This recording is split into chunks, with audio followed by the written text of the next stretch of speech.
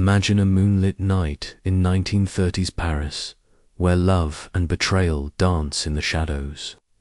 A single gunshot echoes through a grand chateau, and a man lies dead, his heart pierced by passion and deceit. Enter Hercule Poirot, whose brilliant mind must unravel a fatal love affair that's more dangerous than it seems, ready for a mystery that burns with desire. Let's dive into Poirot and Murder by Desire, the fatal love affair. Hello, mystery lovers, and welcome to the first chapter of our thrilling new tale, Poirot and Murder by Desire, the fatal love affair. If you're hooked on clever twists, tangled hearts, and the genius of Hercule Poirot, you're in for a wild ride. We're stepping into 1930s Paris, where romance and betrayal spark a deadly mystery that'll keep you guessing. So, grab a café au lait, settle in, and let's unravel the secrets of a crime driven by passion. This is Chapter 1, The Shot in the Night. The moon hung low over Paris, casting a silvery glow on the Chateau de Lumière, a sprawling estate alive with music and laughter. It was June 1935, and a masquerade ball was in full swing, the air thick with perfume and intrigue. Guests in glittering masks swirled through the ballroom, but the night took a dark turn when a gunshot cracked through the revelry. The music stopped, glasses clattered, and a woman's scream followed. In the chateau's rose garden, beneath a trellis of blooming flowers, Monsieur Julien Dubois, a wealthy art dealer, lay dead, a bullet through his heart. Blood pooled on his silk shirt, and a gold locket gleamed beside him. Hercule Poirot, a guest at the ball, stepped forward, his moustache impeccable, his mind already racing. A murder had been committed, and the game was afoot. Let's set the scene. The Chateau de Lumière was a vision of elegant marble floors, crystal chandeliers, and walls adorned with priceless paintings. The masquerade ball drew Paris's elite, artists, aristocrats, and romantics with secrets to spare. Poirot, in a tailored black suit and a simple domino mask, had been invited by Dubois himself, a man known for his charm and ruthless business deals. As the guests gathered around the body, Poirot's keen eyes scanned the crowd. There was Madame Celeste Laurent, a sultry opera singer and Dubois's lover, her red gown striking against her pale skin. Nearby stood Antoine Moreau, a brooding painter whose works Dubois sold and sometimes stole. Madame Vivienne Dubois, Julien's estranged wife, clutched a champagne flute, her eyes cold. Then there was Elise Renard, a young heiress with a mysterious connection to Dubois, and Monsieur Henri Leclerc, his loyal but envious assistant. Each face hid a story, and Poirot was ready to read them all. The rose garden was a crime scene straight from a novel. Dubois lay beneath a trellis, roses scattered like confetti, a revolver a few feet away. The gold locket, open on the ground, held a tiny portrait of Celeste Laurent, her face unmistakable. Poirot knelt, his gloved hands hovering over the scene.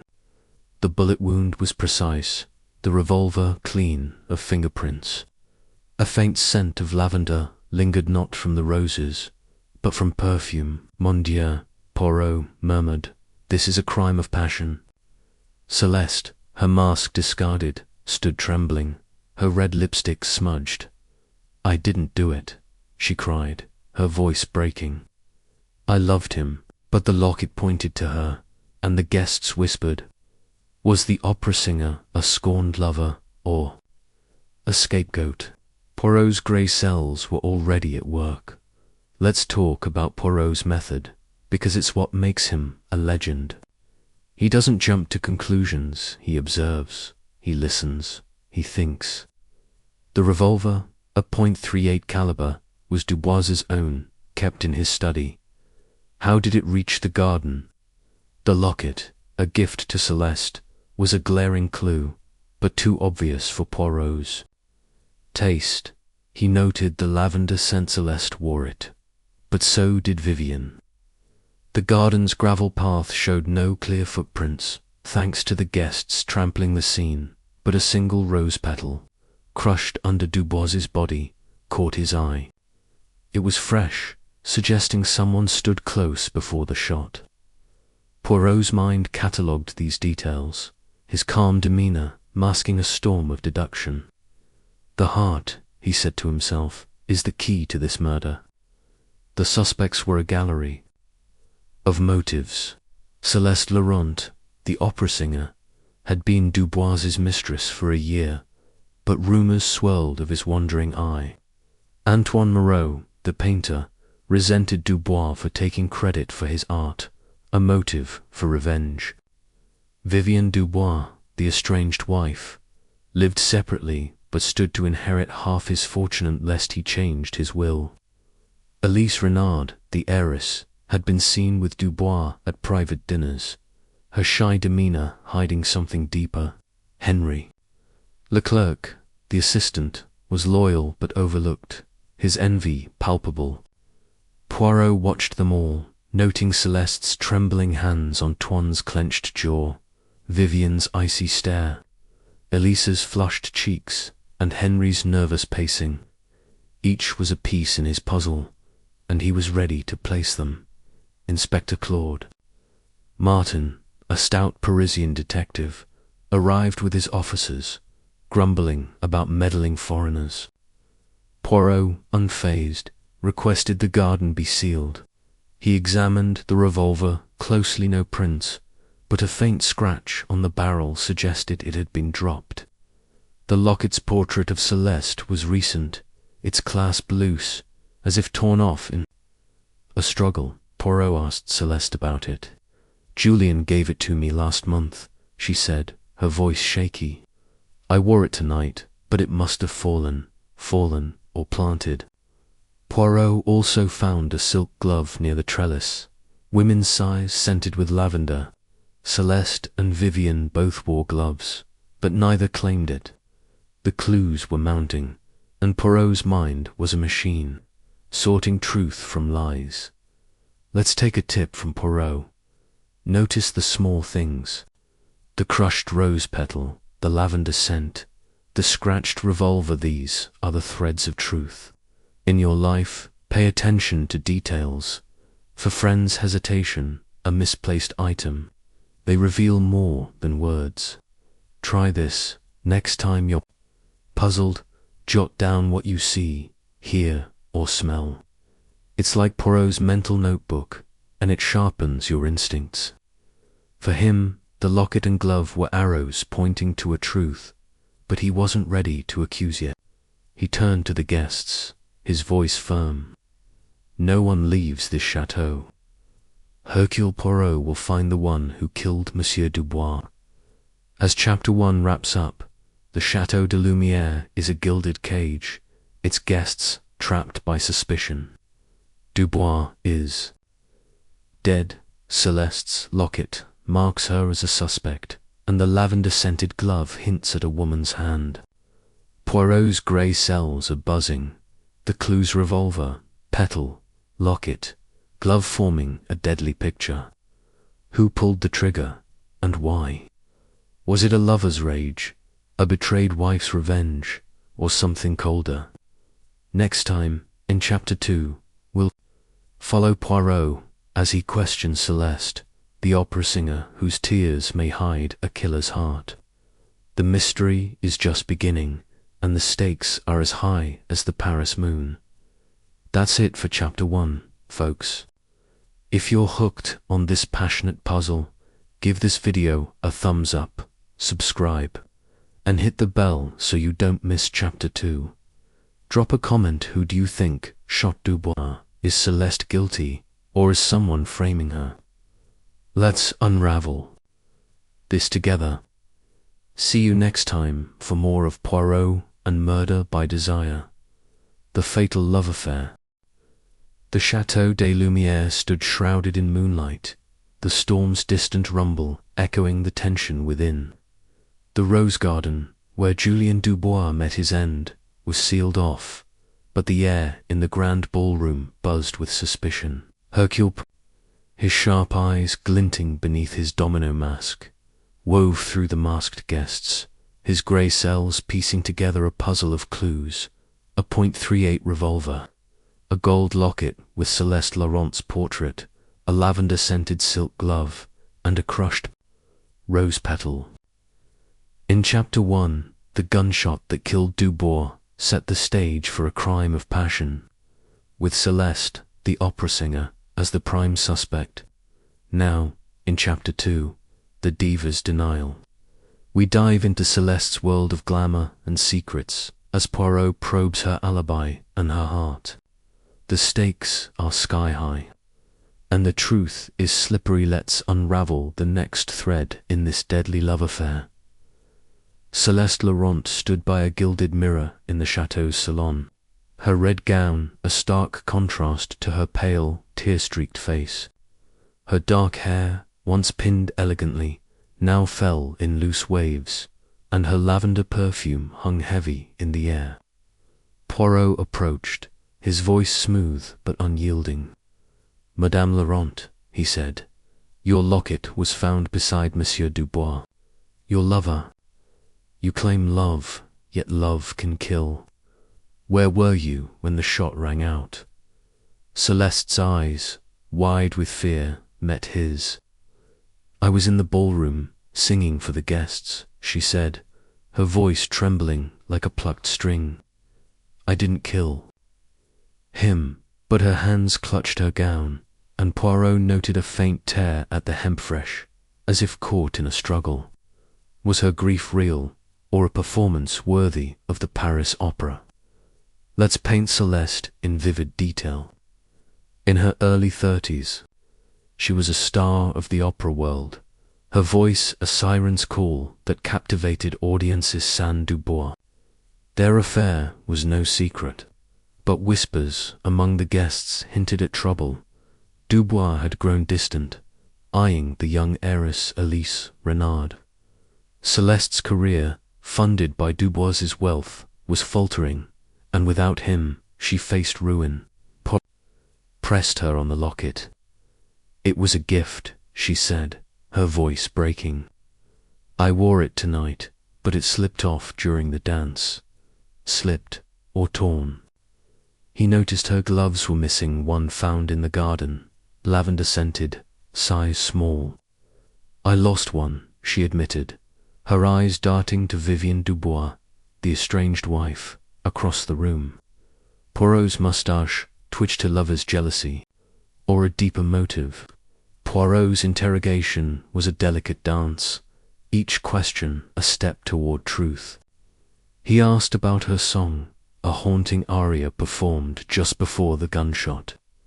"I finished at 10, she said, then mingled with guests. But a waiter recalled seeing her slip toward the garden doors, her red gown unmistakable. When confronted, Celeste's composure cracked. "I needed air," she said, her voice sharp. Air in a crowded ballroom. Poirot noted her torn gown again, the fabric catching on a rose thorn. Perhaps. He asked about her argument with Dubois, overheard by a guest earlier that evening. He was pulling away, she confessed, her eyes flashing. He said I was too demanding, that Elise was different, a motive for murder or a broken heart. Let's revisit the crime scene, because Poirot's clues are the heart of the mystery. He returned to the rose garden, Inspector Martin grumbling but allowing it. The revolver, Dubois's own, lay clean of prints, its scratched barrel, suggesting a drop or struggle. The gold locket, open to Celeste's portrait, was too perfect, Poirot thought, a staged clue. The crushed rose petal, fresh under Dubois's body, indicated someone stood close, perhaps in an embrace. The lavender-scented glove, women's size, could belong to Celeste or Vivienne, but Celeste's missing glove raised his suspicions. He found a new clue, a tiny gold hairpin half buried in the gravel, its design matching Celeste's elaborate updo. Madame, he said later, you lost this in the garden, non? Celeste paled, touching her hair. It must have fallen, she whispered, but her voice shook. Here's a tip from Poirot's playbook. Watch for physical tells. Celeste's torn gown and missing hairpin were cracks in her story, like a singer missing a note. In your life, notice. Small signs, fidgeting hands, a quick glance away. They betray the truth. Try this. When someone's story feels off, look for physical clues, like a nervous tick or a misplaced item. Poirot used this on Celeste, noting her trembling fingers when asked about the garden. Her lavender scent, shared with Vivienne, was a puzzle piece, and the hairpin placed her at the scene, despite her ballroom alibi. Was she the shooter or a pawn in a larger game? Back in the salon, the suspects were unraveling. Vivienne Dubois, her champagne flute steady, watched Celeste. With icy disdain, her own lavender perfume a silent accusation. Antoine Moreau, the painter, clenched his fists, his dark eyes burning with resentment toward Dubois's memory. Elise Renard, the heiress, blushed when Poirot glanced her way, her shy demeanor hiding something. Henri Leclerc, the assistant, paced nervously, his loyalty to Dubois tinged with envy. Poirot asked Celeste about Dubois's enemies. He had many, she said softly. Vivienne hated him for leaving her, Antoine for stealing his art, Henri for ignoring him.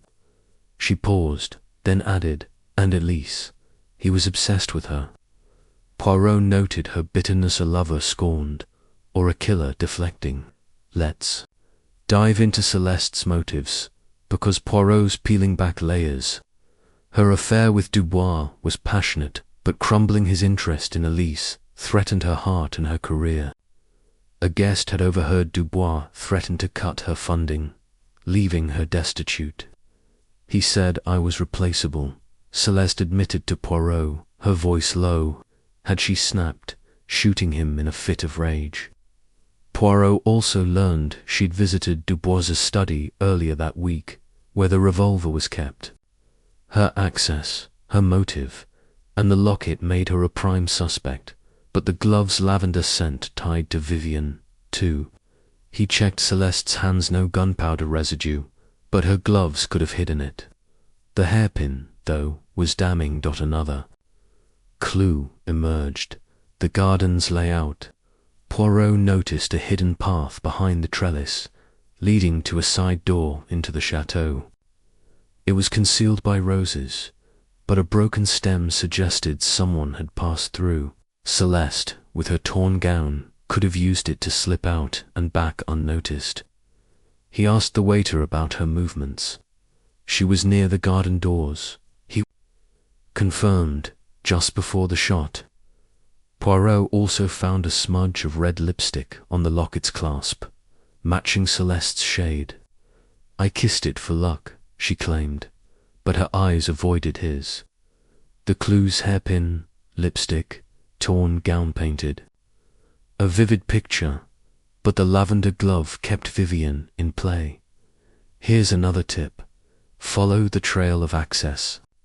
Celeste's presence in the study, her path through the garden, gave her opportunity. In your life, track who has access to key places or items: a missing key, a private room.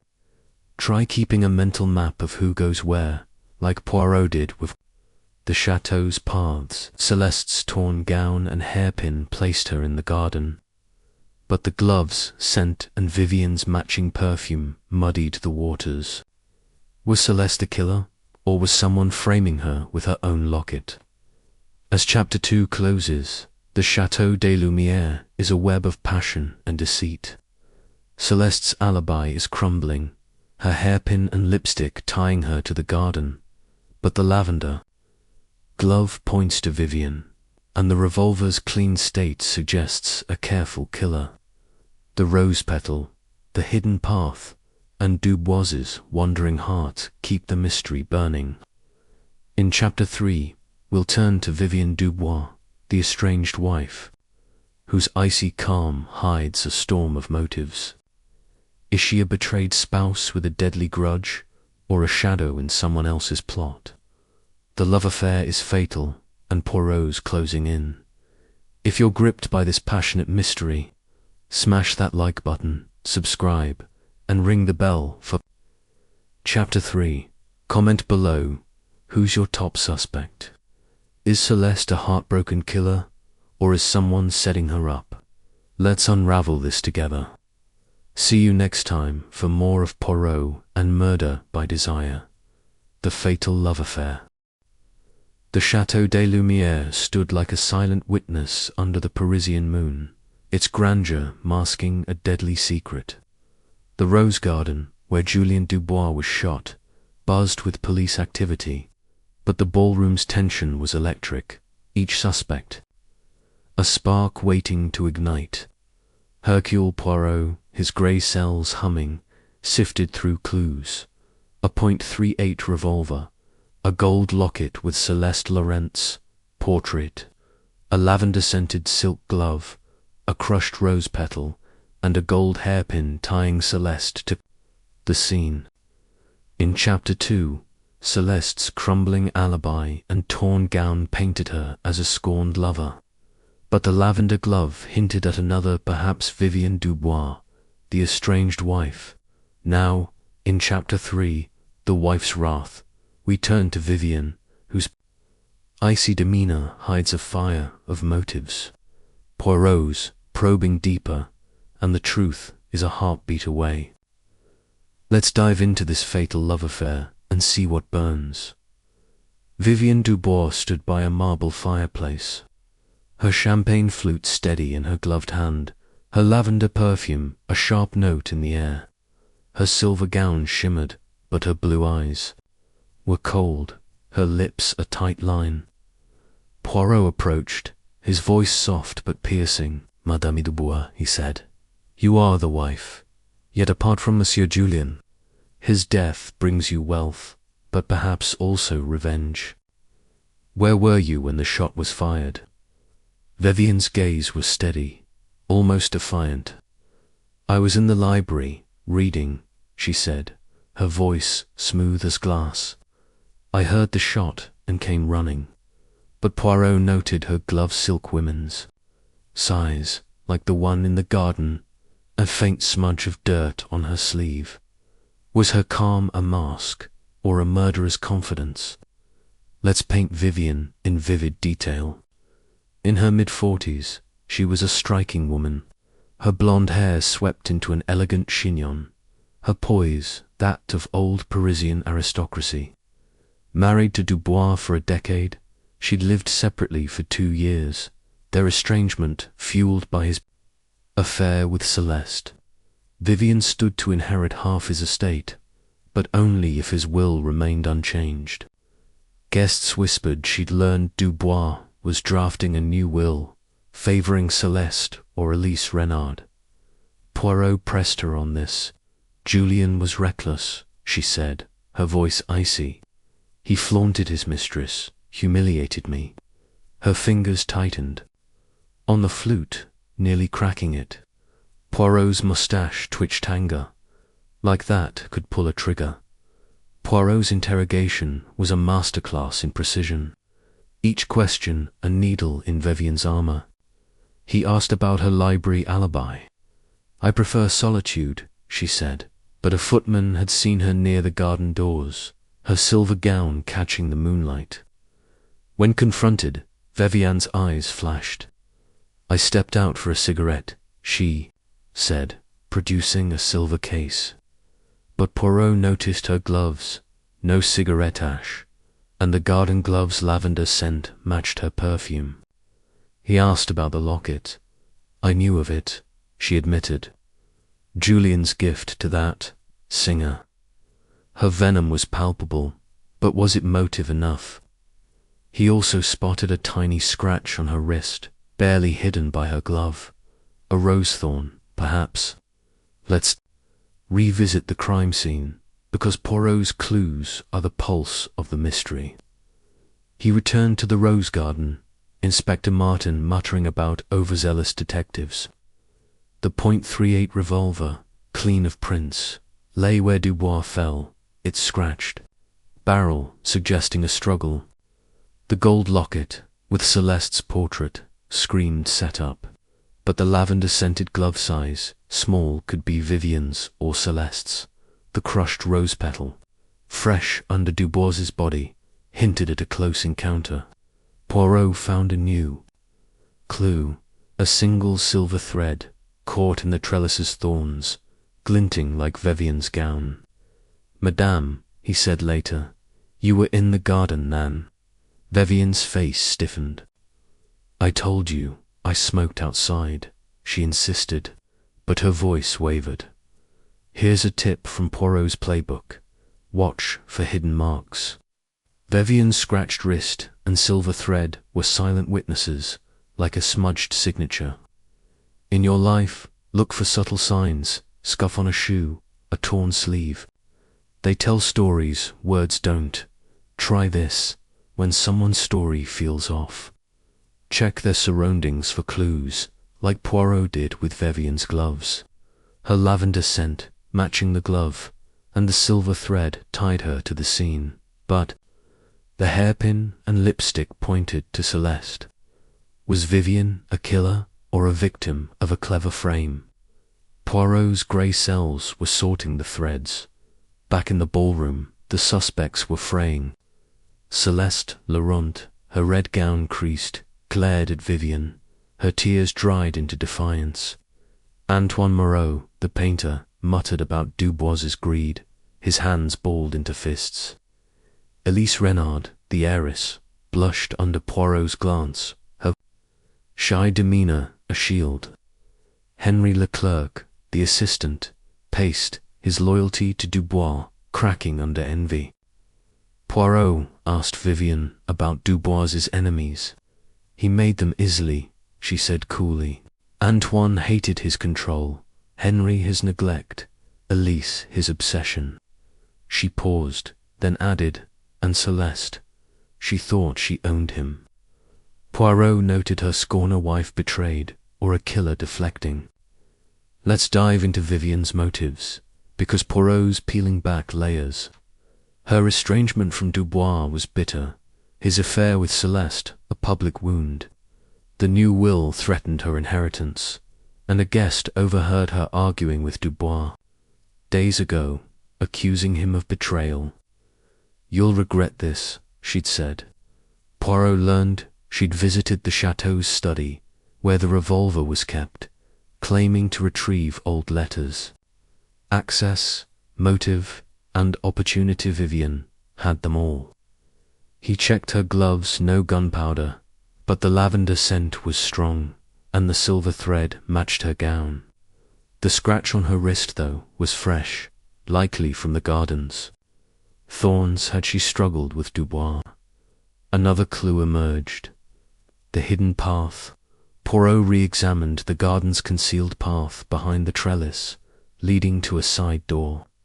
A broken rose stem and a faint footprint size 7, women's, not diamond-treaded.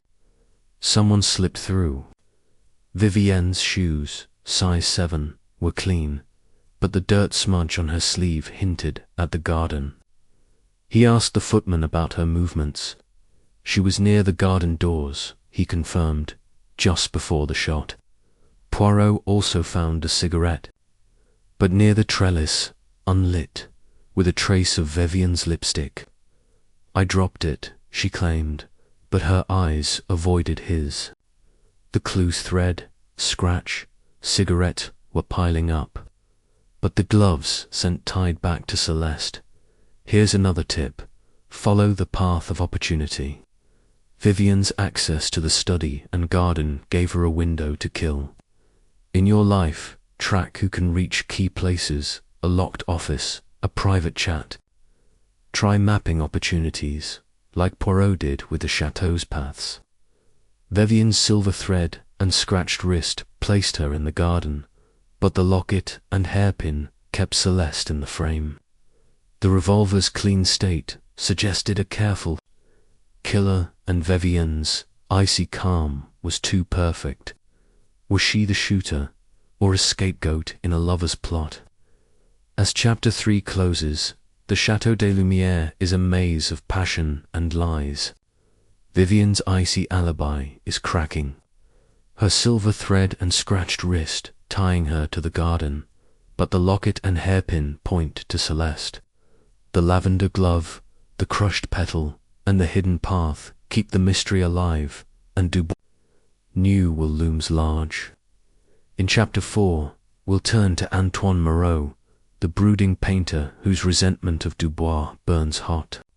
Is he a wronged artist with a deadly grudge, or a shadow in someone's scheme? The love affair is fatal, and Poirot's closing in. If you're hooked on this passionate puzzle, smash that like button, subscribe, and ring the bell for Chapter 4. Comment below, who's your top suspect? Is Vivienne a vengeful wife, or is someone framing her? Let's unravel this together. See you next time for more of Poirot and Murder by Desire, the fatal love affair. The Chateau de Lumière shimmered under the Parisian moonlight, its elegance a stark contrast to the dark secrets pulsing within. The rose garden, where Julien Dubois was gunned down, remained a silent witness, its thorns guarding the truth. Hercule Poirot, his grey cells alight with deduction, sifted through a web of clues: a .38 revolver, a gold locket with Celeste Laurent's portrait, a lavender-scented silk glove, a crushed rose petal, a gold hairpin, and a silver thread tying Vivienne Dubois to the scene. In Chapter 3, Vivienne's icy alibi cracked under Poirot's probing, her scratched wrist and silver gown hinting at a vengeful wife, but the locket and hairpin kept Celeste in the frame. Now, in Chapter 4, The Painter's Passion, we turn to Antoine Moreau, the brooding artist whose resentment of Dubois burns like a fuse. Poirot's closing in, and the mystery's heat is rising. Let's dive into Antoine's world and see what sparks fly. Antoine Moreau leaned against a marble pillar in the chateau's ballroom, his dark eyes smouldering beneath his black mask. His paint-stained fingers gripped a glass of absinthe, his dishevelled black suit a rebellion against the evening's opulence. Poirot approached, his voice calm but sharp. "Monsieur Moreau," he said, "you are an artist, a man of passion, yet your art was bound to Monsieur Dubois. Did your anger lead to his death?" Antoine's jaw tightened, his gaze flickering to the garden doors. "I was in the conservatory, sketching," he said gruffly. "I heard the shot and came running." But Poirot noticed a smear of red paint on Antoine's cuff, fresh and vivid, and a faint scent of turpentine mingling with lavender. Was he sketching or staging a murder? Let's paint Antoine in vivid detail. In his late 30s, he was a rising star in Paris's art scene, his bold canvases fetching high prices thanks to Dubois's dealings. But Antoine despised Dubois, who claimed credit for his work and pocketed most of the profits. Guests whispered of a public row last month, where Antoine accused Dubois of theft. He was a leech, Antoine told Poirot, his voice raw. He sold my soul for his gain. Poirot noted his boot size 10, scuffed, with a trace of garden gravel stuck to the soles. Not the size 7 footprint from the garden, but the gravel was telling. He also saw a small tear in Antoine's jacket, as if caught on a thorn. Had he'd been in the rose garden? Poirot's interrogation was a brushstroke of precision, each question revealing more of Antoine's canvas. He asked about the conservatory alibi. "I needed quiet," Antoine said. away from the masks and lies. But a maid had seen him near the garden doors, arguing with Dubois earlier that evening. When confronted, Antoine's eyes flashed. He mocked my work, he growled, said I'd be nothing without him. Poirot noticed Antoine's hands no gunpowder, but the red paint was fresh, and a tiny fleck of it was on his mask, suggesting recent activity. He asked about the locket, Celeste's toy. Antoine sneered. Dubois flaunted it to taunt Vivienne. His bitterness toward Dubois was palpable, but was it deadly? Let's revisit the crime scene, because Poirot's clues are the palette of truth. He returned to the rose garden, Inspector Martin muttering about endless theories. The .38 revolver, clean of prints, lay near Dubois, its scratched barrel hinting at a struggle. The gold locket with Celeste's portrait and the lavender-scented glove kept the women in focus, but the crushed rose petal suggested a close encounter. Poirot found a new clue, a tiny smear of red paint, barely visible on the trellis's base, matching Antoine's cuff.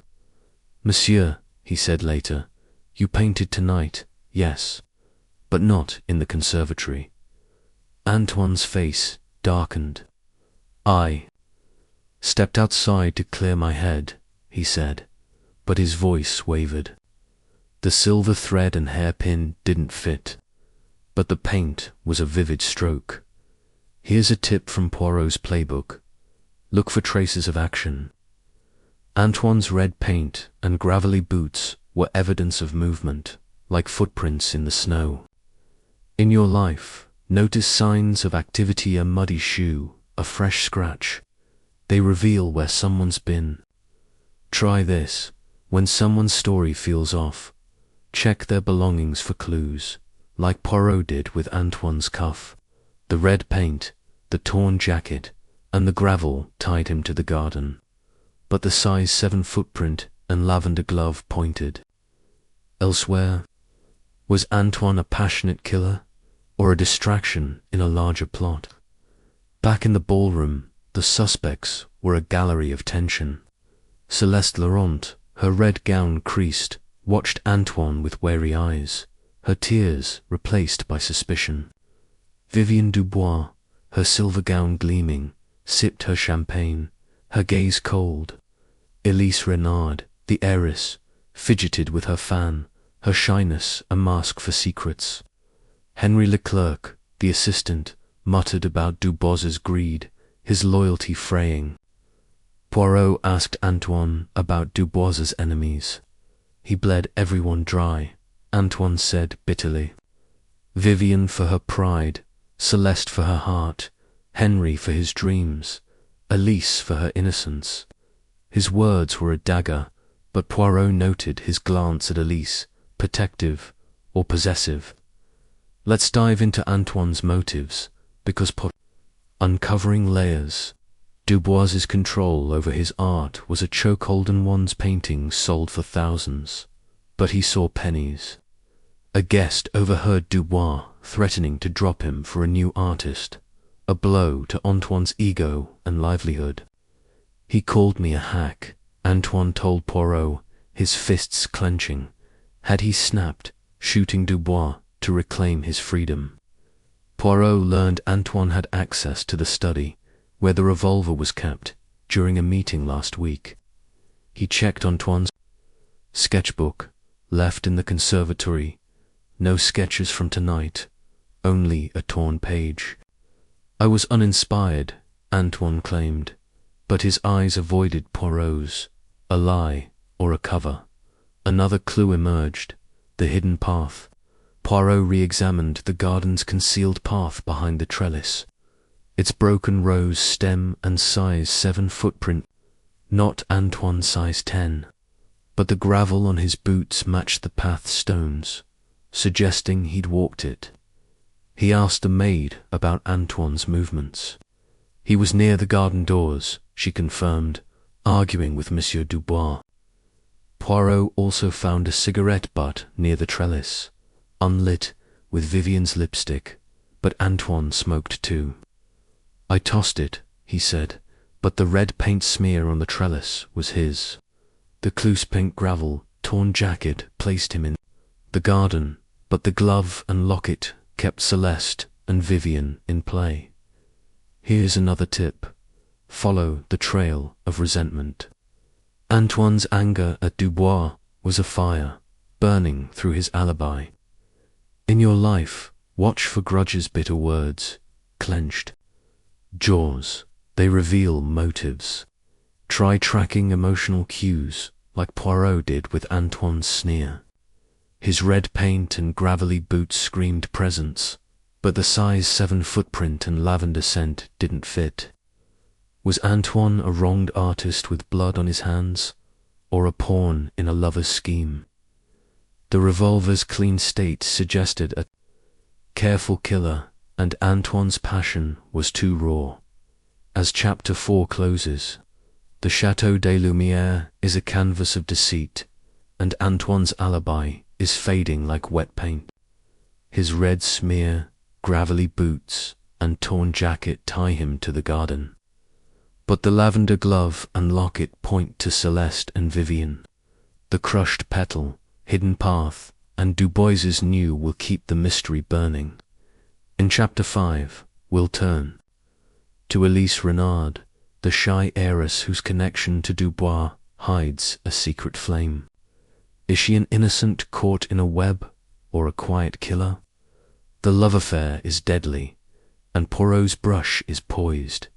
If you're hooked on this fiery mystery, smash that like button, subscribe, and ring the bell for chapter 5. Comment below your top suspect. Is Antoine a passionate murderer, or is someone framing him? Let's unravel this together. See you next time for more of Poirot and Murder by Desire, the fatal love affair. The Chateau de Lumière stood like a glittering jewel under the Parisian moon, its opulent halls masking a deadly undercurrent. The rose garden, where Julien Dubois met his end with a bullet through his heart, whispered secrets in every thorn. Hercule Poirot, his grey cells, a whirlwind of deduction, pieced together a puzzle of clues: a .38 revolver, a gold locket bearing Celeste Laurent's portrait, a lavender-scented silk glove, a crushed rose petal, a gold hairpin, a silver thread, and a smear of red paint tying Antoine Moreau to the scene. In chapter 4, Antoine's brooding resentment and paint-stained cuff painted him as a suspect, but the size 7 footprint and lavender glove kept Celeste and Vivienne in the frame. Now, in chapter 5, the heiress's hidden heart, we turn to Elise Renard, the shy heiress whose quiet demeanor hides a connection to Dubois that burns with unspoken passion. Poirot's net is tightening, and the truth is a spark away. Let's plunge into Elise's secrets and watch the flames rise. Elise Renard sat on a velvet chaise in the chateau's salon, her pale blue gown soft as moonlight, her hands folded delicately in her lap. Her auburn curls framed a face flushed with unease, her green eyes darting nervously under Poirot's gaze. He approached, his voice gentle but probing. "Mademoiselle Renard," he said, "you are young, yet your name dances in whispers with Monsieur Dubois. What was your bond, and where were you when the shot rang out?" Elise's blush deepened, her fingers twisting a lace handkerchief. "I was in the ballroom, dancing," she said softly. "I heard the shot and froze." But Poirot noticed a faint tremble in her hands and a single rose petal caught in the lace of her sleeve, fresh as if plucked tonight. Was her shyness a veil or a killer's disguise? Let's paint Elise in vivid detail. At 22, she was an heiress to a shipping fortune, her delicate beauty and quiet charm drawing eyes at the Masquerade ball. Her connection to Dubois was murky private dinners, whispered conversations, and a rumoured infatuation that raised eyebrows. Guests speculated Dubois saw her as a fresh conquest, a contrast to Celeste's fire and Vivienne's ice. Poirot pressed her on this. He was kind, Elise said, her voice barely audible. He admired my spirit. But her eyes avoided his, and Poirot caught a glint of something fear or guilt. Her shoes, size 6, were delicate slippers, clean of gravel, but the rose petal on her sleeve screamed garden. Had she been there, despite her alibi? Poirot's interrogation was a tapestry woven with care, each question a thread pulling at Elise's story. He asked about her dance partner, Monsieur Leclerc, she said, naming Henri Dubois's assistant. Henri nodded, but his eyes flicked away, and Poirot sensed a crack. A waiter had seen Elise near the garden doors, her blue gown catching the moonlight, moments before the shot. I stepped out for air, she said when confronted, her voice quivering. Air, again. Poirot noted her handkerchief lace, like the glove in the garden, and scented faintly with lavender, though less potent than Celeste or Vivienne's. He asked about the locket. I saw it on Celeste, she said. Julien showed it off, her flush deep in jealousy, or something deeper.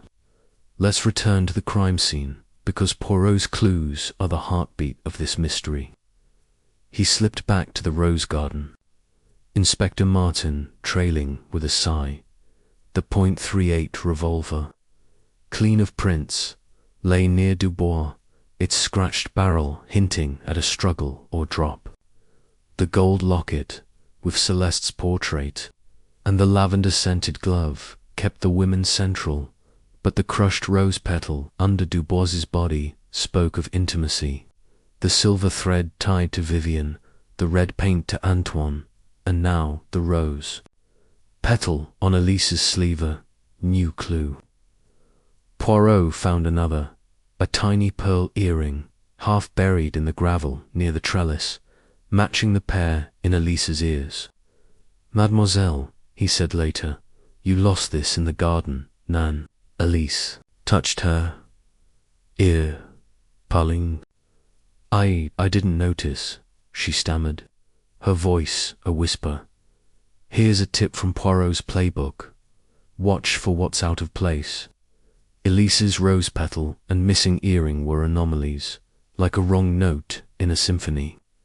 In your life, notice odd details, misplaced key, a stray item.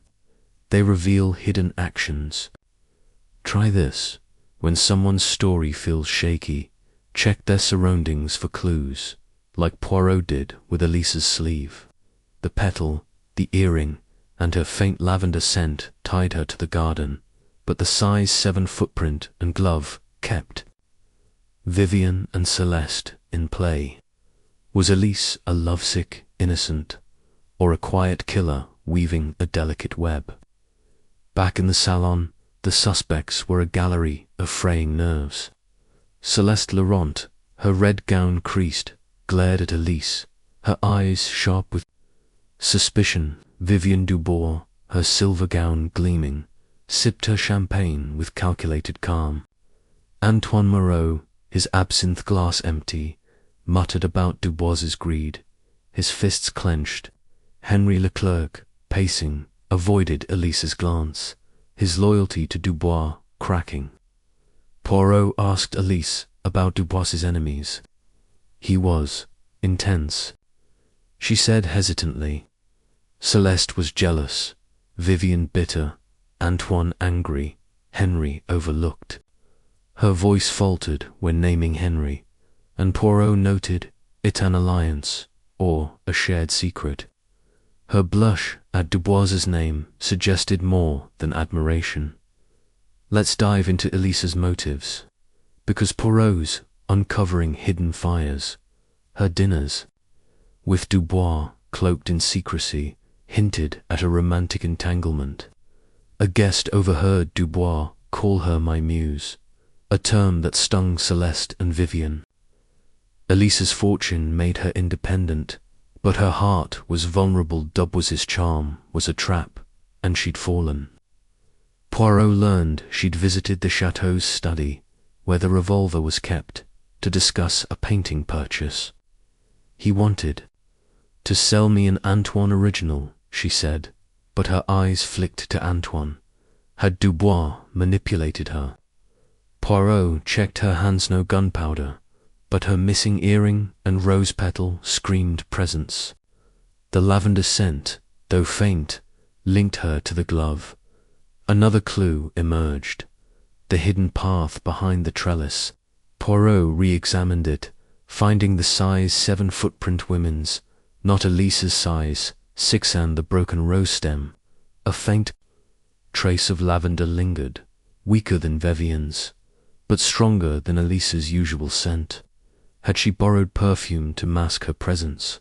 He asked the waiter about her movements. She was near the garden doors, he confirmed, with Monsieur Leclerc before the shot. Henri's alibi tied to Elise, but his nervous pacing suggested guilt. Poirot also found a scrap of lace near the path, matching Elise's handkerchief. I dropped it, she claimed, but her blush betrayed her. The clue's ring petal, lace-painted, a picture, but the footprint didn't fit. Here's another tip. Follow the trail of connections. Elise's link to Henri and her blush at Dubois's name suggested a tangled heart. In your life, watch for unexpected ties, friends who cover for each other, or glances that linger. Try mapping relationships, like Poirot did with Elise and Henri. Her rose petal, earring, and lace placed her in the garden.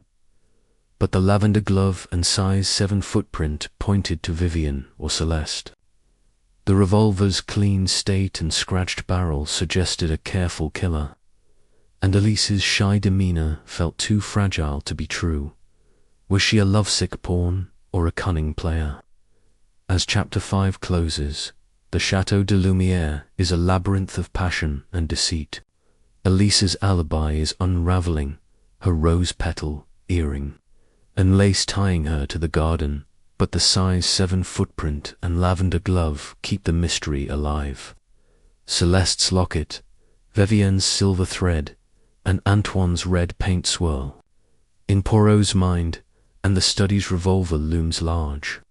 In Chapter 6, we'll turn to Henri Leclerc, the loyal assistant whose envy and nervous glances hide a darker story. Is he a faithful servant or a shadow in the killer's plot? The love affair is deadly, and Poirot's closing in. If you're hooked on this fiery mystery, smash that like button, subscribe, and ring the bell for Chapter 6. Comment below who's your top suspect. Is Elise a heartbroken innocent or a quiet killer? Let's unravel this together.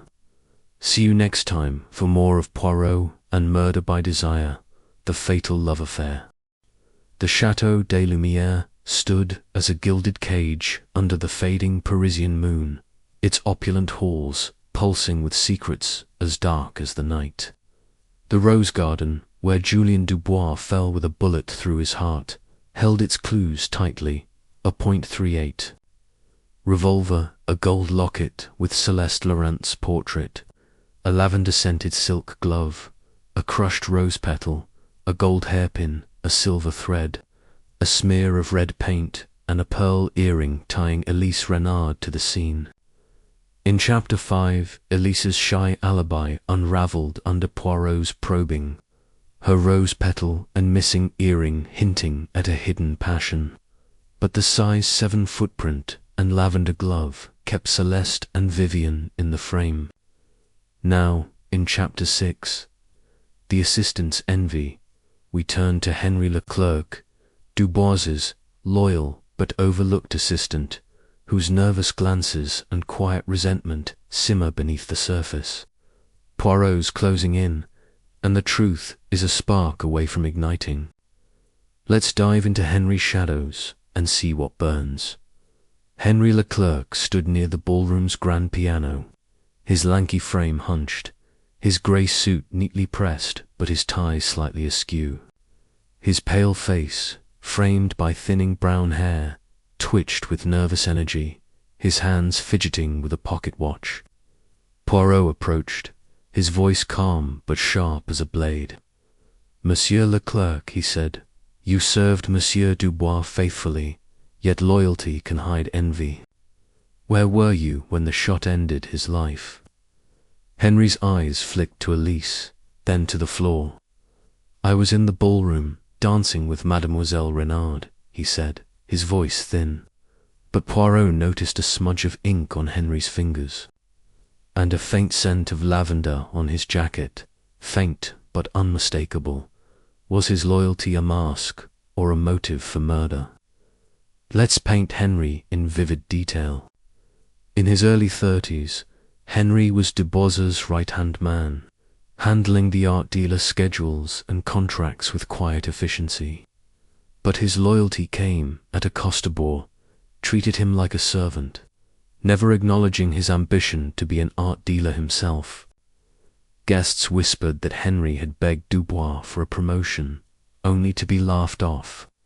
"He called me a clerk," Henry told Poirot, his voice bitter. Poirot noted his shoes size 9, polished but with a trace of garden gravel stuck to the soles, like Antoine's. His pocket watch, engraved with HL, had a loose clasp, and a tiny scratch on its face caught Poirot's eye as if it had been dropped. Had Henry been in the rose garden, despite his alibi?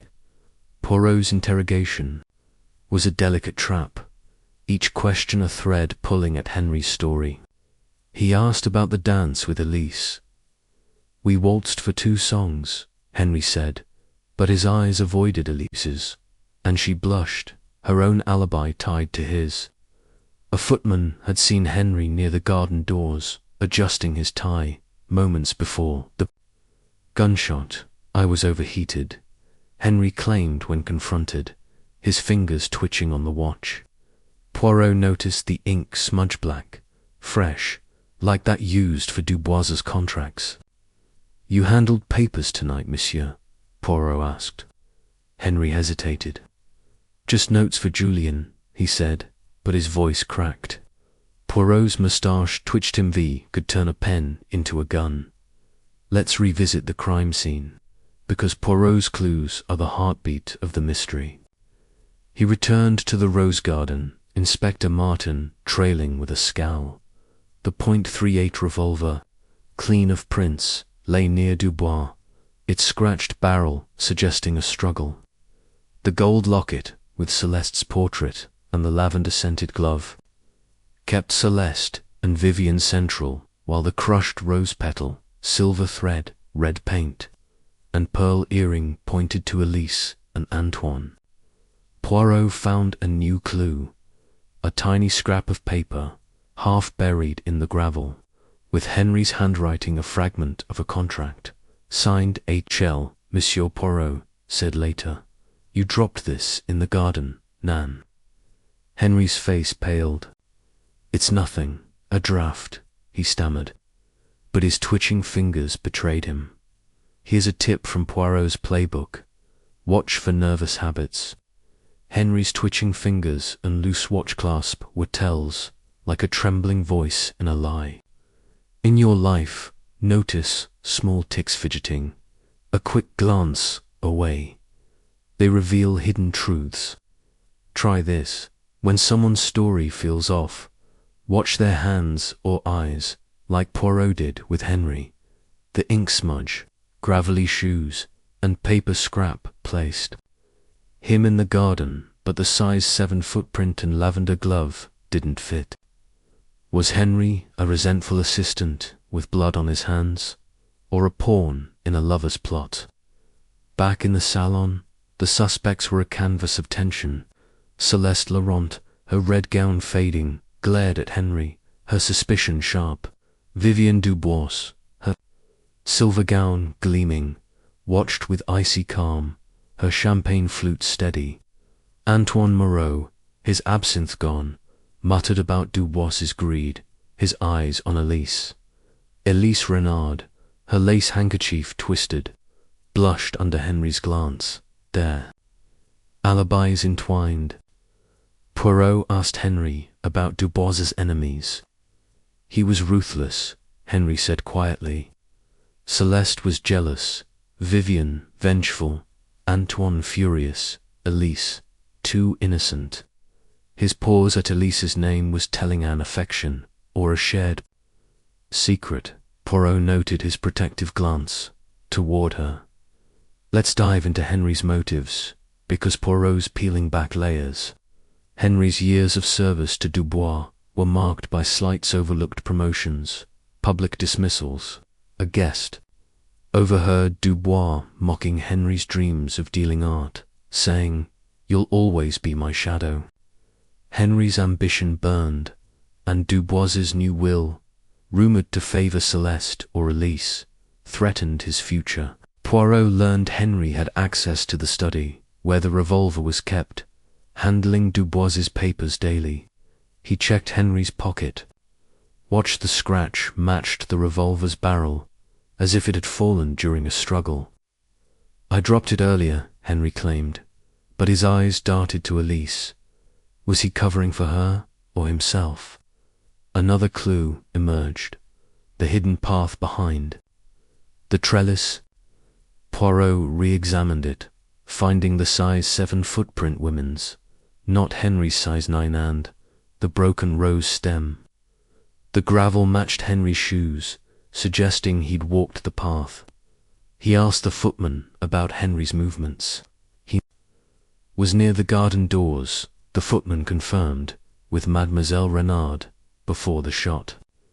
Their linked alibis were crumbling, and Poirot found a smudge of ink on the trellis, matching Henri's fingers.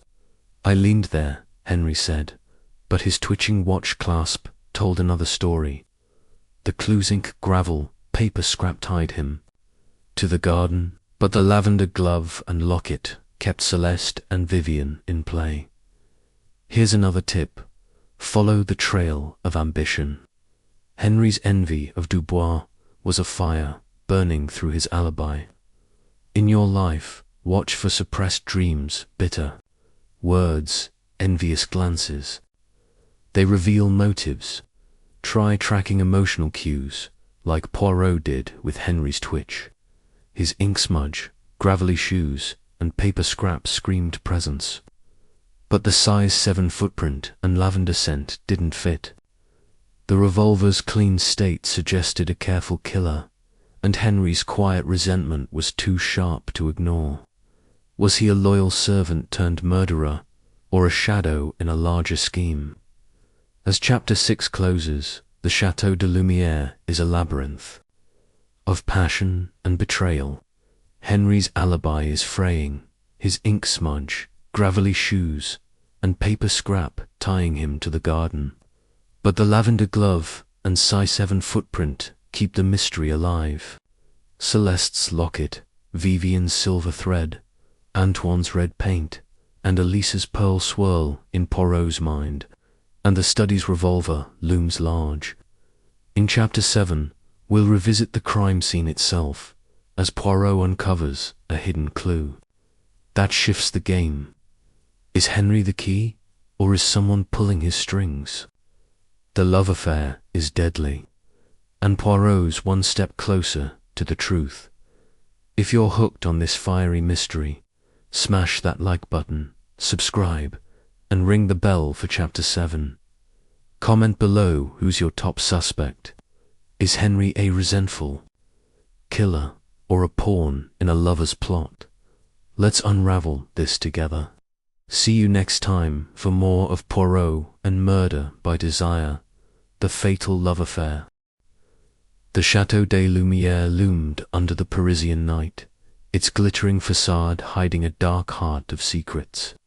The rose garden, where Julien Dubois was shot dead, held its clues like a clenched fist: a .38 revolver, a gold locket with Celeste, Laurent's portrait, a lavender-scented silk glove, a crushed rose petal, a gold hairpin, a silver thread, a smear of red paint, a pearl earring, and a scrap of paper tying Henri Leclerc to the scene.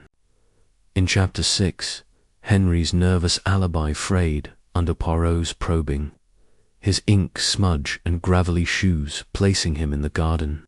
But the size 7 footprint and lavender glove kept Celeste, Vivienne, and Elise in play.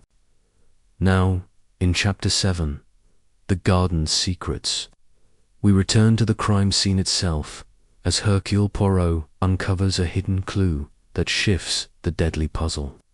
The web of passion is tightening, and the truth is blooming like a blood-red rose. Let's dive into the garden and unearth what lies beneath. The rose garden was a silent stage, its trellises heavy with blooms, the moonlight casting eerie shadows over Dubois's blood-stained resting place. Hercule Poirot, his grey cells alight, moved with purpose, his polished shoes crunching softly on the gravel. Inspector Martin, his patience thinning, hovered nearby, muttering about pointless prowling. But Poirot's eyes were sharp, scanning every petal and stone. The garden, he said, his voice low, is a canvas of truth, painted with lies. The .38 revolver, clean of prints, lay where Dubois fell, its scratched barrel a silent witness. The gold locket, open to Celeste's portrait, screamed set up, while the lavender-scented glove hinted at Vivienne or Celeste. The crushed rose petal, silver thread, red paint, pearl earring, and paper scrap tied suspects to the scene. But Poirot sensed something more, a clue overlooked in the chaos. Let's revisit the crime scene in vivid detail. The garden was a secluded nook, bordered by dense rosebushes, its trellis forming a natural alcove where Dubois's body was found. The gravel path, trampled by guests, showed the size 7 footprint woman's, not matching Henry's size 9, Antoine's 10, or Elise's 6. Poirot knelt by the trellis, his gloved hands brushing the thorns. The crushed petal under Dubois's body suggested a close encounter, perhaps a lover's embrace gone wrong. The silver thread, caught in a thorn, pointed to Vivienne's gown, the red paint to Antoine's cuff, the pearl earring to Elise, and the paper scrap to Henry. The lavender glove, size small, could belong to Celeste, Vivienne, or even Elise, whose faint lavender scent lingered.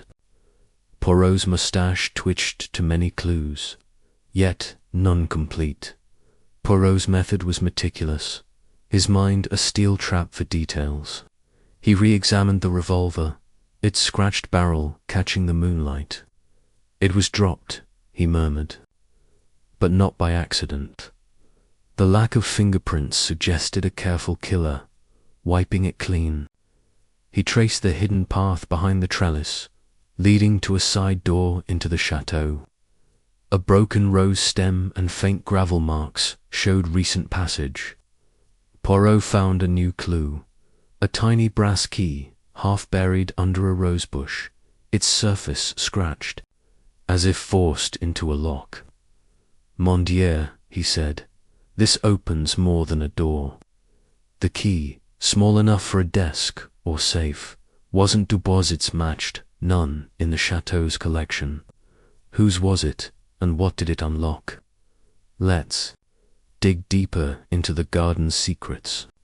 Poirot noticed a faint smudge of wax on the trellis, red and glossy like sealing wax. It wasn't from a candle, but from a letter or parcel, suggesting a secret exchange. He recalled the paper scrap with Henry's handwriting, a contract fragment. Was it linked to the key? He asked Inspector Martin to check the chateau's study, where Dubois kept his papers. The study's desk had a locked drawer, and the brass key fit perfectly, revealing a bundle of letters. One, in Dubois's hand, mentioned a betrayal by Henry, hinting at stolen art deals. Another referenced a gift for Elise, not Celeste's locket, but something else. Poirot's grey cells buzzed. The key was a bridge to motive. Here's a tip from Poirot's playbook. Look for what's hidden. The brass key, buried in the dirt, was a secret waiting to be found, like a whispered lie. In your life, notice what's tucked away, a locked drawer, a hidden note. They hold truths. Try this. When something feels off, search for what's not shown, like Poirot did with the key. The wax smudge, the key, and the letters pointed to a deeper plot, but the footprint and lavender glove kept Celeste, Vivienne, and Elise central. The locket, paint, and earring were distractions, but the key was a lockpick to the killer's mind. Back in the ballroom, the suspects were a tangle of nerves. Celeste Laurent, her red gown creased, clutched her hands, her eyes darting to Vivienne. Vivienne Dubois, her silver gown shimmering, sipped her champagne with icy calm. Antoine Moreau, his absinthe glass empty, glared at the garden doors, his fists tight. Elise Renard, her lace handkerchief twisted, blushed under Poirot's gaze, her shyness a shield. Henri Leclerc, his pocket watch ticking, avoided Elise's eyes, his fingers twitching. Poirot held up the brass key. "This was found in the garden," he said, watching their faces. Henri paled, Elise gasped, and Celeste's eyes narrowed. "It opens a truth," Poirot said, "but whose? Let's explore the motives tied to the key." The study's letters revealed Dubois's suspicions of Henri, who'd been skimming profits from art sales. Had Henri killed to silence him? The letter about Elise mentioned a gift, perhaps a promise of marriage, threatening Celeste and Vivienne. Vivienne's inheritance was at risk if Dubois remarried, and Celeste's career hung on his funding. Antoine's resentment over stolen credit and Elise's rumoured romance with Dubois added fuel. Poirot asked Henri about the key. "I don't know it," he stammered, but his twitching fingers betrayed him. The wax smudge, like that on the trellis, matched a seal in the study's letters, linking Henri to a secret deal. Was he the killer or a pawn? Another clue surfaced, the garden's trellis. Poirot noticed a faint scratch on its wood, not from a thorn but a metal object, matching the revolver's barrel. Had it been scraped during a struggle? He also found a single lavender petal, not from the roses but from a nearby bush, its scent. Stronger than Elise's, but weaker than Vivienne's or Celeste's.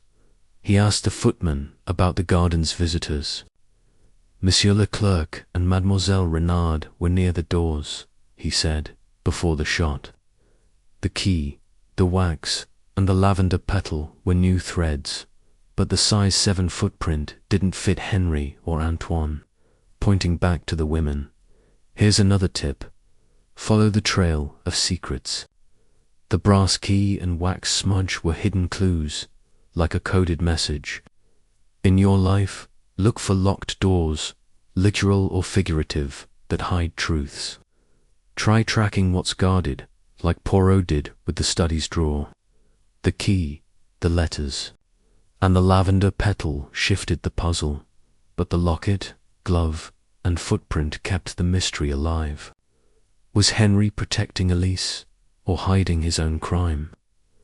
The revolver's clean state and scratched barrel suggested a careful killer, and the garden was a stage for deception.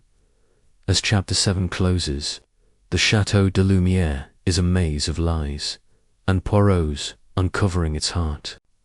The brass key, wax smudge, and lavender petal tie Henri and Elise to the garden, but the size 7 footprint and glove keep Celeste and Vivienne in the frame. The locket, paint, earring, and paper scrap swirl in Poirot's mind and the study's. Letters hint at betrayal. In Chapter 8, we'll turn to the revolver itself, as Poirot traces its path from the study to the garden. Who held it and why?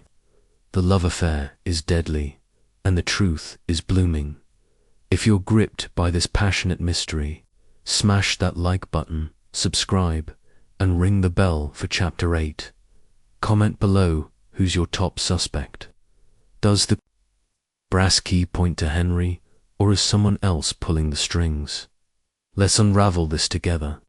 See you next time for more of Poirot and Murder by Desire, the fatal love affair. The Chateau de Lumière stood silent under the Parisian dawn, its golden glow fading as the weight of murder pressed down. The rose garden, where Julien Dubois was shot, held a constellation of clues: a .38 revolver, a gold locket with Celeste Laurent's portrait, a lavender-scented silk glove, a crushed rose petal, a gold hairpin, a silver thread, a smear of red paint, a pearl earring, a paper scrap, a brass key, and a wax smudge. In Chapter 7, the garden revealed a hidden key and letters hinting at Henry's betrayal and Elise's secret gift. But the size 7 footprint and lavender glove kept Celeste and Vivienne in the frame. Now, in Chapter 8, the revolver's riddle. Poirot traces the path of the murder weapon from the study to the garden, unraveling who held it and why. The web of desire is tightening, and the truth is a bullet ready to strike. Let's follow the revolver's trail and see who pulls the trigger. The chateau's study. Where Dubois kept his revolver was a wood-panelled sanctuary of secrets, its desk cluttered with papers and art catalogues. Hercule Poirot stood by the open drawer, the brass key from the garden fitting its lock perfectly. The .38 revolver, now in the rose garden, had been here, unsecured, accessible to anyone with study. Access. The weapon, Poirot said to Inspector Martin, who hovered impatiently, tells a story of opportunity. Its scratched barrel and clean grip suggested a careful killer, but who took it? Celeste, Vivienne, Antoine, Elise, and Henry all had access, their alibis crumbling like old canvas. Poirot's grey cells buzzed, tracing the revolver's journey through a maze of motives. The locket, glove, and key were pieces of a deadly puzzle, and the study held the next clue. Let's map the study in vivid detail. The room was dimly lit, its oak desk scarred with use, a safe hidden behind a painting. The revolver's drawer was unlocked, a careless oversight by Dubois. Poirot found traces of lavender scent on the desk, faint but present, linking to Celeste, Vivienne, or Elise. The letters from the drawer, opened by the brass key, revealed Dubois's suspicions: Henry's art skimming, Elise's gift, and a note about Vivienne's final demand. Poirot noticed a new clue: a smudge of gun oil on the desk's edge, fresh and slick, as if the revolver had been handled recently. Someone prepared, he murmured, but who? The wax smudge from the garden matched a red seal on the letters, suggesting a secret exchange before the shot. Poirot's method was surgical, dissecting the revolver's path. He questioned the staff about the study's visitors. A maid confirmed Celeste had visited days ago, Vivienne last week, Antoine for a meeting, Elise for a painting deal, and Henry daily for work. Anyone could have taken it, Poirot told Martin, who scoffed. He re-examined the revolver in the garden, its scratched barrel catching his eye. The scratch matched a metal paperweight in the study, suggesting it was dropped there before being moved. He found another clue: a tiny fibre, black wool, caught in the revolver's trigger guard, not matching any suspect's clothing, but resembling a servant's uniform. Mon Dieu, Poirot said, the killer was clever, but not invisible. Let's explore the revolver's journey. It left the study, likely that night, carried to the garden for the fatal shot. The clean grip screamed premeditation gloves. Perhaps the lavender-scented one were used. Poirot tested the suspect's access. Celeste had been in the study. Her locket, a glaring clue. Vivienne's visit, and her demand for money suggested desperation. Antoine's meeting gave him opportunity, his paint-smudged cuff a distraction.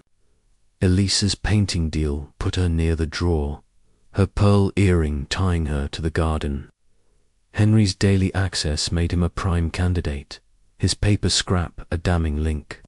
Poirot asked Henry about the study. "I organized papers," he said, his fingers twitching. "The black fibre, though pointed elsewhere. Here's a tip from Poirot's playbook. Trace the object's path." The revolver's journey from study to garden was a trail of intent, like a stolen key in a theft. In your life, follow where things move, missing phone, a borrowed book. They reveal actions. Try this. When something's out of place, map its last known spot, like Poirot did with the revolver. The gun oil, black fibre, and scratched barrel were new threads, but the locket, glove, and size 7 footprint kept Celeste, Vivienne, and Elise central. The wax smudge and brass key hinted at Henry, but the fibres suggested a hidden player. Back in the ballroom, the suspects were fraying. Celeste Laurent, her red gown wilted, glared at Vivienne, her eyes sharp. Vivienne Dubois, her silver gown, pristine, sipped her champagne with calculated calm. Antoine Moreau, his fists clenched, muttered about Dubois's greed. Elise Renard, her lace handkerchief shredded, blushed under Henry's glance, their alibis entwined. Henri Leclerc, his pocket watch ticking, avoided Poirot's eyes, his ink-smudged fingers restless. Poirot held up the black fibre. "This was on the revolver," he said, watching their faces. The maid, hovering nearby, gasped softly, her black uniform catching Poirot's eye. A servant, perhaps. He mused aloud, and Henry paled, Elise's blush deepening. Let's dive into the motives tied to the revolver. Celeste's affair made her a scorned lover, Vivienne's inheritance a desperate stake, Antoine's stolen art a burning grudge, Elise's romance a hidden flame, and Henry's envy a quiet rage. The study's letters revealed Dubois's plans, a new will cutting Vivienne, a deal sidelining Henry, and a gift for Elise, threatening Celeste. The black fibre, though, suggested a servant's involvement. Perhaps the maid, Claire, who'd seen everyone near the study. Poirot asked her about the revolver. "I saw it in the drawer yesterday," she said, her voice shaky. Had she taken it or seen someone else? The fibre, the gun oil, and the scratched barrel were pieces of a larger plot. Another clue surfaced, the study's safe. Behind the painting, it held Dubois's will and contracts. Poirot asked Martin to open it, revealing a draft will favouring Elise and a contract cutting Henry's role. The wax smudge matched the safe's sealed envelope, linking to the gardens. Clue: Poirot found a faint trace of lavender on the safe's handle, stronger than Elise's but matching Celeste or Vivienne. He asked Claire about the safe. "Monsieur Leclerc checked it daily," she said, "and Mademoiselle Renard asked about it." The revolver, the fibre, and the safe were a triangle of intent. But the size 7 footprint didn't fit any man. Here's another tip: follow the trail of access.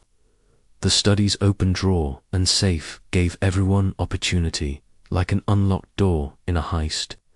In your life, track who can reach key items, a shared password, a private space.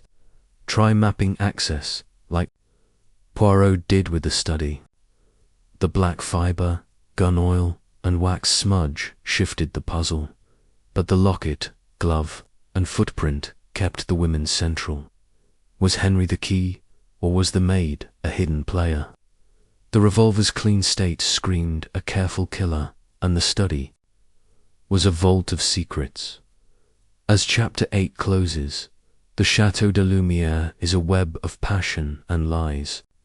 The revolver's path, the black fibre, and the study's letters tie Henri and Elise to the crime. But the lavender glove and size 7 footprint keep Celeste and Vivienne in play. The locket, paint, earring, and key swirl in Poirot's mind, and the maid's uniform adds a new shadow. In Chapter 9, we'll confront all suspects as Poirot weaves their alibis into a final trap.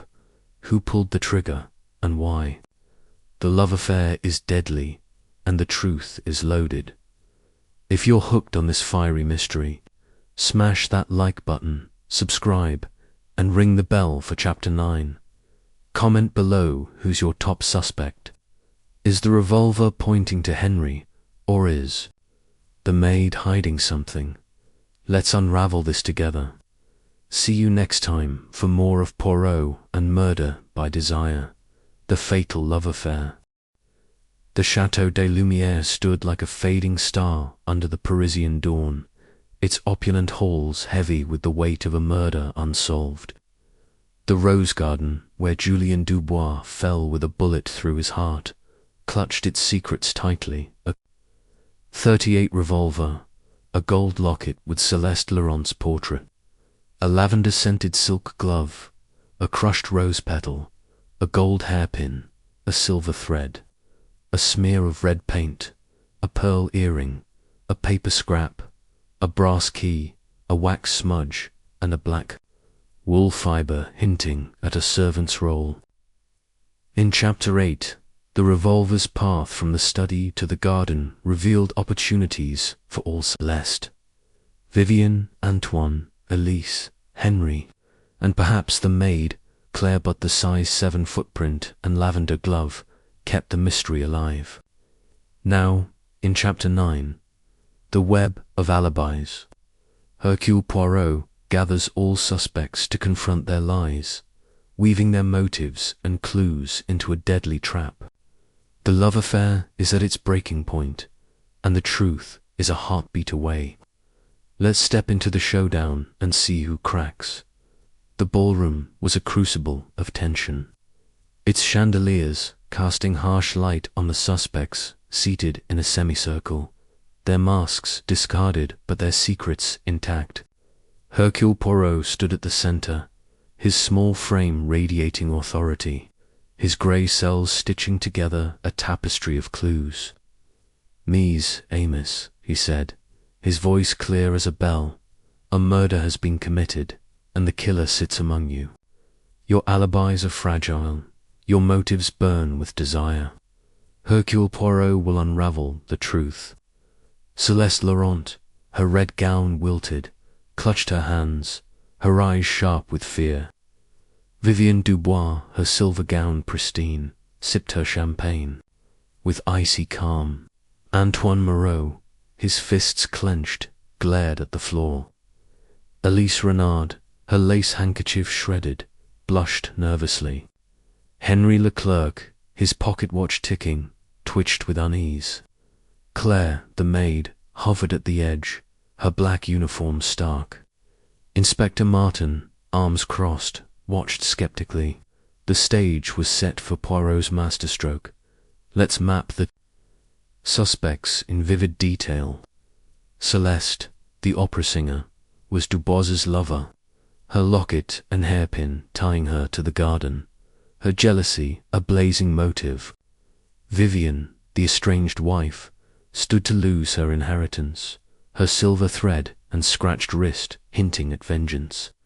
Antoine, the painter, resented Dubois's theft of his art, his red paint and gravelly boots placing him at the scene. Elise, the heiress, hid a romantic tie to Dubois, her pearl earring and rose petal screaming presence.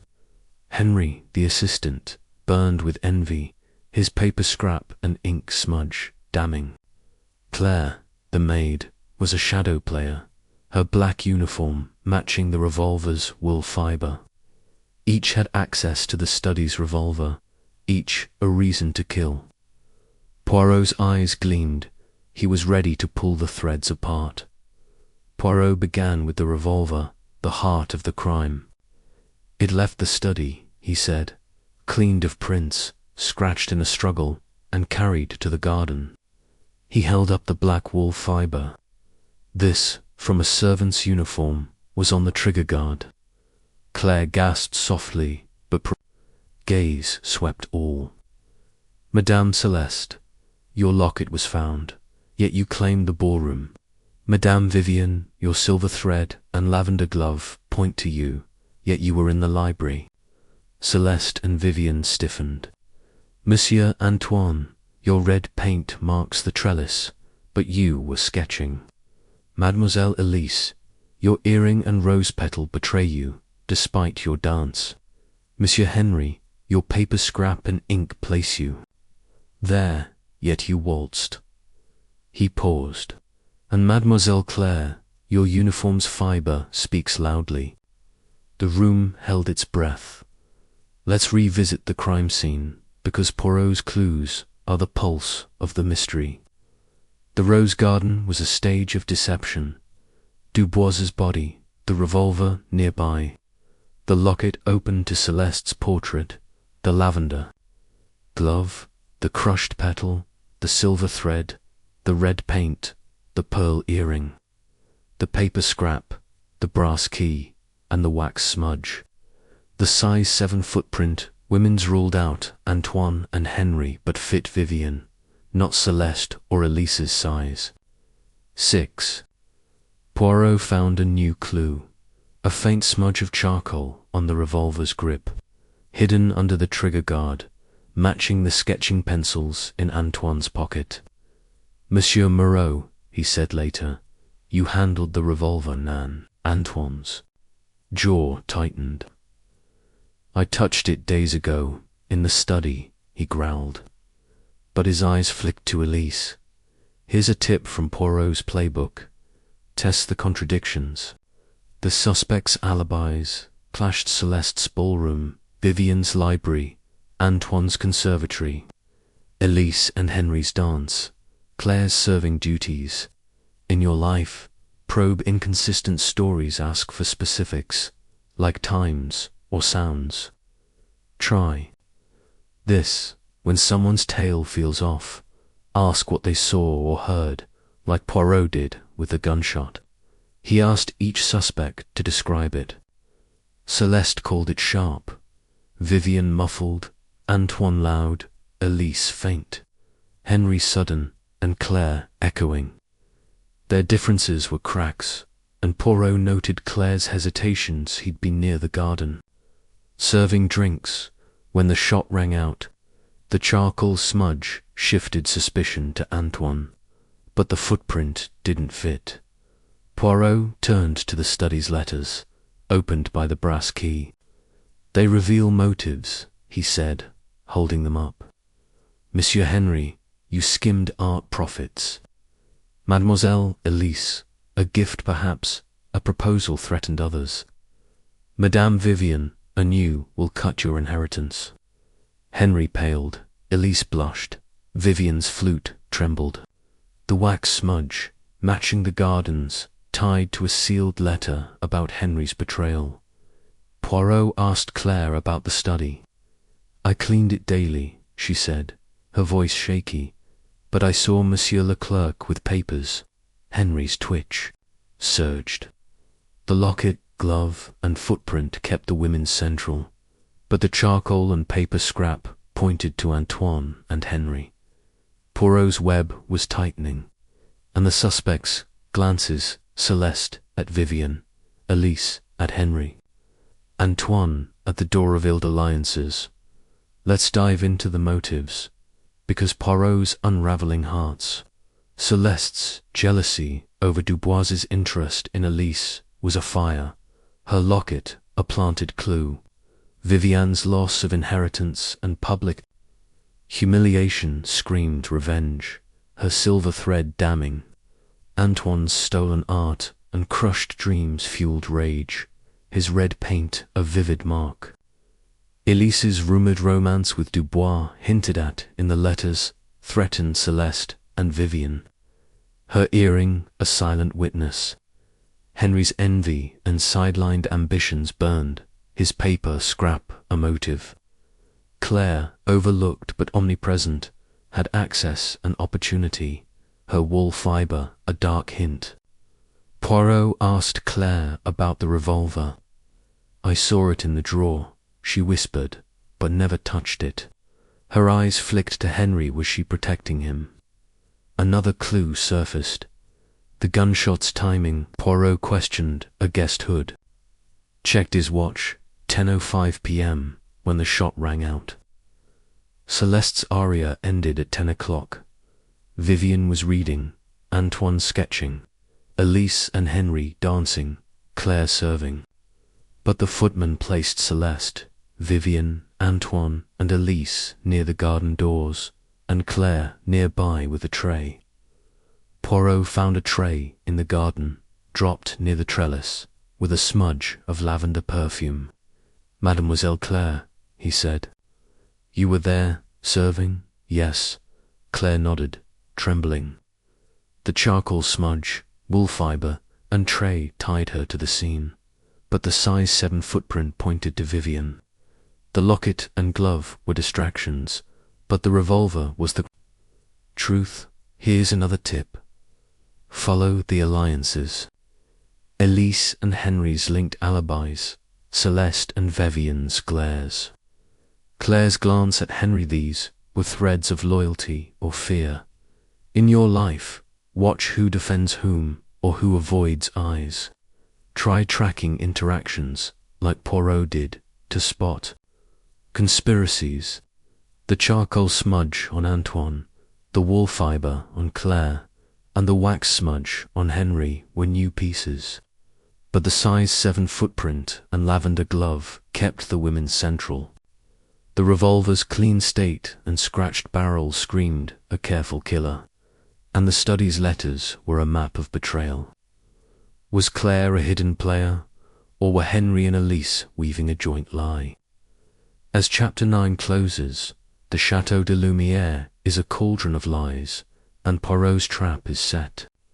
The revolver's charcoal smudge, Claire's wool fibre, and Henry's paper scrap shift the puzzle. But the size 7 footprint and lavender glove keep Celeste, Vivienne, and Elise in focus. The locket, earring, paint, and key swirl in Poirot's mind, and the study's letters reveal a deadly dance of motives. In Chapter 10, Poirot will unveil the killer, piecing every clue into a shattering truth. Who pulled the trigger, and why? The love affair is fatal, and the end game is here. If you're hooked on this deadly mystery, smash that like button, subscribe, and ring the bell for the finale. Comment below who's your top suspect. Is Claire a dark horse, or are Henry and Elise hiding a conspiracy? Let's unravel this together. See you next time for the thrilling conclusion of Poirot and Murder by Desire, the fatal love affair. The Chateau de Lumière stood bathed in the soft glow of a Parisian dawn, its grandeur a fragile mask over a night stained by murder. The rose garden, where Julien Dubois fell with a bullet through his heart, held a constellation of clues.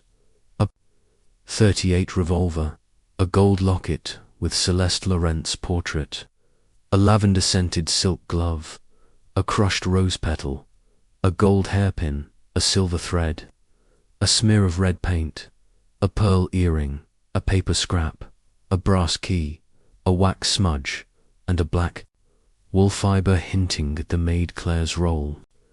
In Chapter 9, Poirot confronted the suspect's crumbling alibis: Celeste's jealousy, Vivienne's vengeance, Antoine's rage, Elise's romance, Henry's envy, and Claire's quiet presence tying them to the garden through a web of lies. Now, in Chapter 10, the killer unmasked. Hercule Poirot weaves every clue into a shattering revelation, exposing the mastermind behind Dubois's death. The love affair is at its deadliest, and the truth is a bullet to the heart. Let's step into the final act and unmask the killer. The ballroom was a silent arena, its chandeliers flickering like stars on the verge of collapse, casting jagged shadows on the suspects gathered in a tense circle.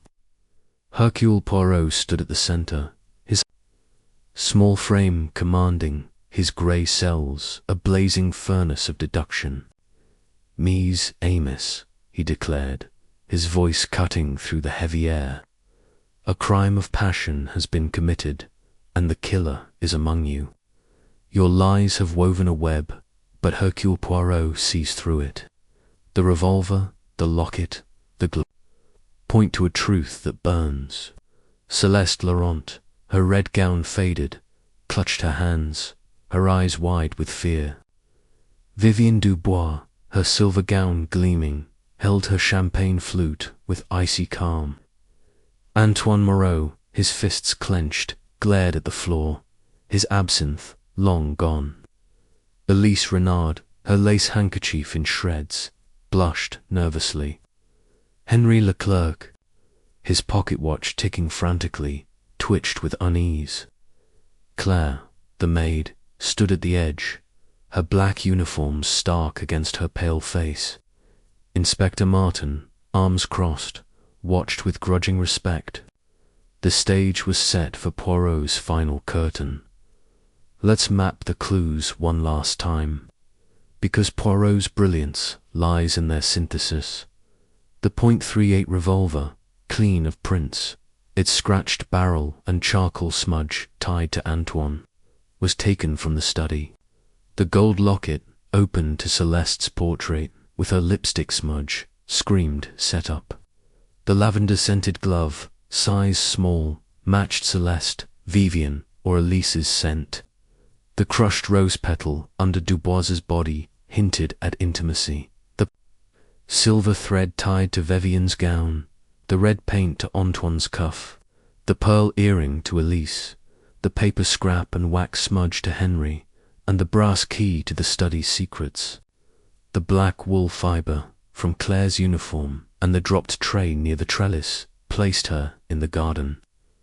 The size 7 footprint women's fit Vivienne, not Celeste or Elise's size 6, nor Antoine or Henry's larger feet. Poirot's eyes gleamed. Reclus was a thread, and he was ready to pull. Poirot began with the revolver, the murder's heart. "It left the study," he said, holding it up, "cleaned of prints, scratched in a struggle, carried to the garden. The charcoal smudge linked to Antoine's pencils, but the black wool fibre pointed to Claire. Mademoiselle Claire," he said, "you were near the garden, your tray dropped. Your uniform's fibre on the trigger guard." Claire's eyes widened, her hands trembling. "I served drinks," she whispered. "I didn't touch it." Poirot turned to the footprint. "Size 7, a woman's," he said, eyeing Vivienne. "Madame Dubois, your shoes fit, your silver thread was found, your lavender scent lingers."